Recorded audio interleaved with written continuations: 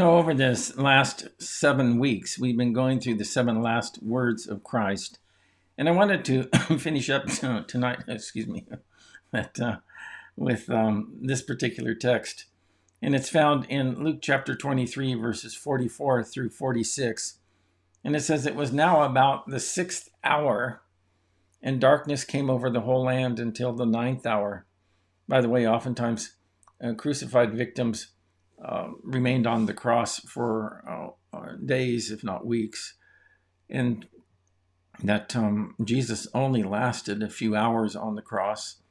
I think that was because of the ordeal in which that he experienced. He is a man who is in the prime of his life, but he died suddenly on the cross.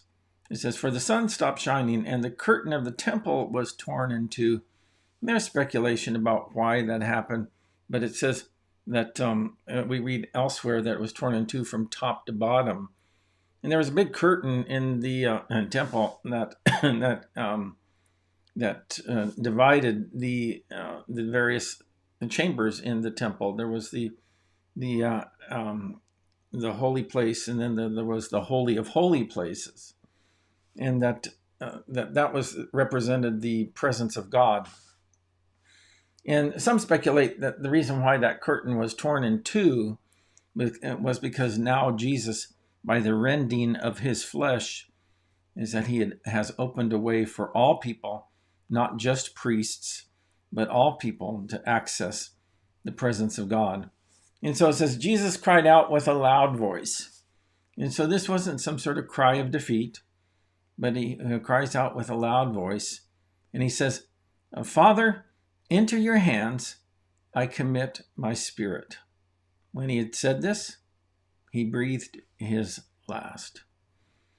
And so what I wanted to do was share a little bit with you today, some thoughts on this final saying of Christ before we arrive at Easter itself. And here we have, again, a James Tissot painting that depicts this the death of Christ, where he dies there on the cross, and that the darkness is starting to come over the land, and that Jesus breathes his last. And so there's a few things I'd like to share with you about that. The Jews, according to John chapter 19, verses 31 and 32, that they wanted the leaders to come, the Romans to come and break the legs of the men who were on the cross. This was just a common practice back in those days. It's called the crucifragium. And they would take a wooden mallet and come along and break the legs of the men who were on the cross so that they couldn't breathe, and they would suffocate and they would die just within a matter of moments there after that. But when we read in John chapter 19, verse number 33, that they came to Jesus and they found that he was already dead. So instead of breaking his legs, what the Roman soldier did is he thrust a spear up into the side of Jesus, into his heart, to verify his death. And that we are told in the Gospel of John that blood and water came out, is that the pericardium sac had been penetrated, as well as the heart, and that both the blood and the water came out of Jesus. It wasn't like an arterial spurt. It was just the oozing of that blood and water that was characteristic of someone who's dead. And so right before this time is that Jesus cries out in a loud voice. He says, "Father, into your hands I commit my spirit." And there's a few things I want to point out about this passage. One is that he calls God Father. Now think about that, because I do think that that's significant. Is that after Jesus had gone through the most trying experience in human history, atoning for the full weight of humanity's sins within himself, is that he still turns to God his Father and calls him Father. And so even though he had weathered this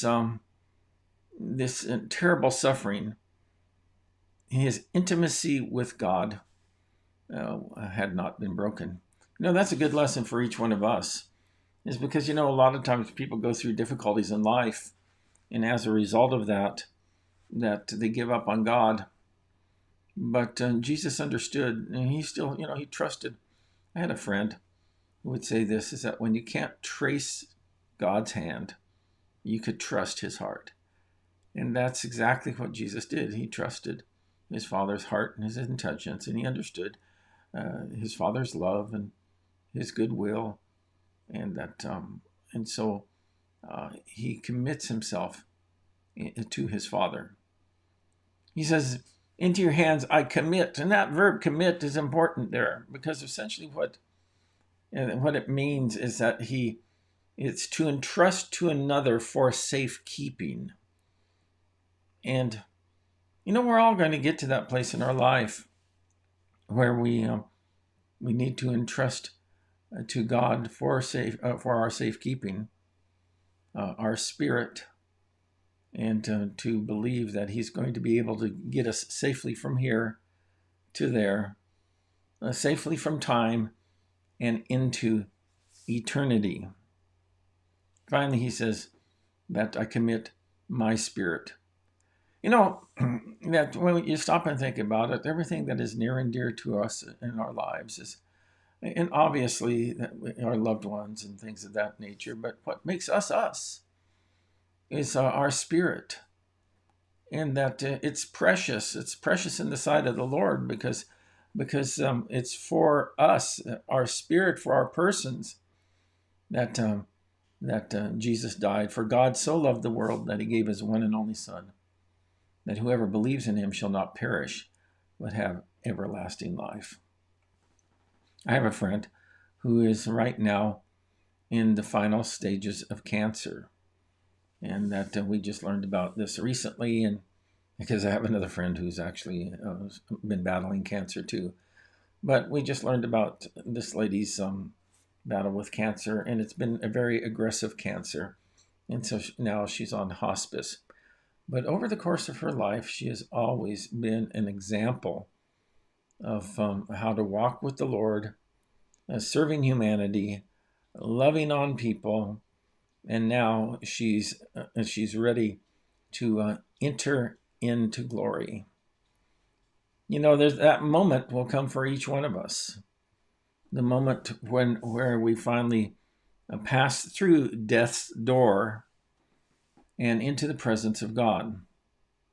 For her, and I hope and trust for you, that moment will be one where we're not leaving the best of life behind, but we're entering into a deeper and fuller and richer experience of life than we have ever known before. And so when Jesus was making that transition himself, he entrusted his spirit to God. I would encourage you during this Easter season for you to turn to the Lord and put your faith and trust in Christ, and to decide that you're going to walk with God all the way to the end.